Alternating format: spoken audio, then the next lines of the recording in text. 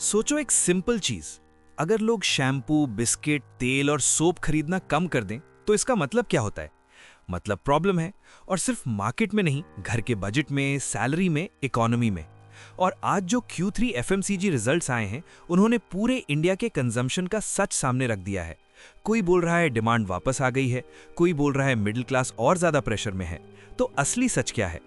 आज इस वीडियो में रियल Q3 नंबर्स, कंपनी के खुद के वर्ड्स और ग्राउंड रियलिटी के बेस पे हम क्लियर आंसर निकालने वाले हैं। डिमांड वापस आई या और बिगड़ी?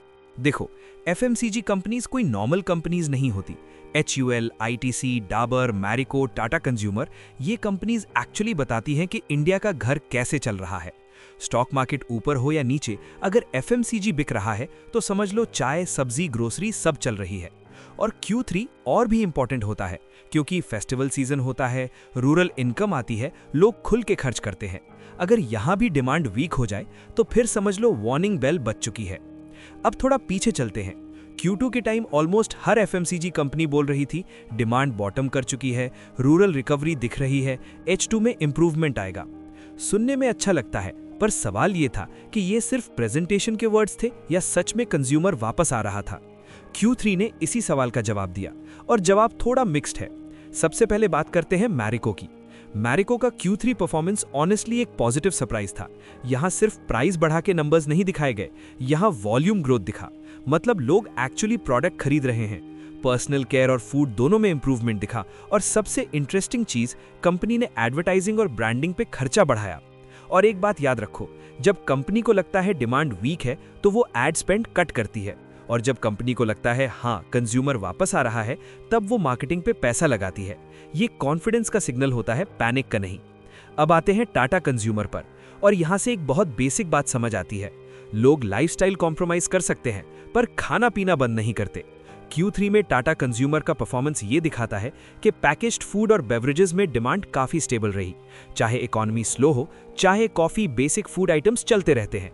इसका मतलब ये नहीं कि लोग ज्यादा अमीर हो गए हैं, इसका मतलब ये है कि लोग प्रायोरिटी पे खर्च कर रहे हैं। अब एक और इंटरेस्टिंग चीज जो Q3 में क्लियरली दिखी, रिलायंस और प्राइवेट लेबल्स का pressure.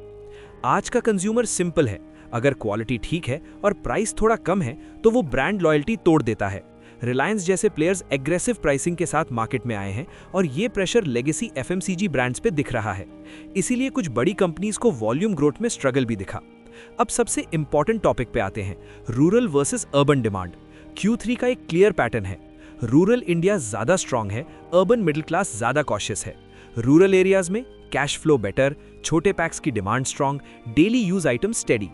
Urban middle class EMI, rent, education, lifestyle cost, इसीलिए शहरों में डिस्क्रिशनरी स्पेंडिंग अभी भी स्लो है, और इसी वजह से FMCG रिकवरी अनइवन लग रही है।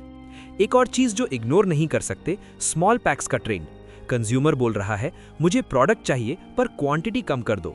ये डिमांड का एंड नहीं है, ये डिमांड का स्मार्ट वर्जन है। जो FMCG कंपनीज इस बिहेवियर को समझ नहीं है, वो बेटर परफॉर्म कर रही हैं। अब सीधा जवाब देते हैं, डिमांड वापस आई? हाँ, पार्शली। डिमांड और बिगड़ी? नहीं। सच ये है, कंज्यूमर जिंदा है पर केयरलेस नहीं, स्मार्ट, कॉशियस और वैल्यू ड्रिवन है। ये इकोनॉमी के लिए बुरा सिग्नल नहीं है, ये एक्चुअली हेल्दी एडजस्टमेंट है।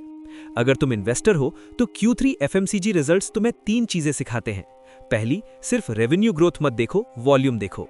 दूसरी, ब्रांड नेम पे अंधा भरोसा मत करो। तीसरी, मैनेजमेंट के वर्ड्स को नंबर्स से मैच करो। FMCG डिफेंसिव सेक्टर है, पर सेफ का मतलब गारंटीड नहीं होता। तो फाइनल वर्डिक्ट सिंपल है, इंडिया का कंज्यूमर वापस आ रहा है, पर पुराने स्टाइल में नहीं। स्पेंडिंग हो रही है पर सोच समझ के। इकोनॉमी स्लो है पर वीक नहीं। अगर ये एनालिसिस यूजफुल लगा हो तो वीडियो को लाइक करो, चैनल को सब्सक्राइब करो, और कमेंट में लिखो नेक्स्ट कौन सा FMCG स्टॉक या सेक्टर एनालाइज करें, क्योंकि यहां बात होती है सिर्फ डेटा की, हाइप की नहीं।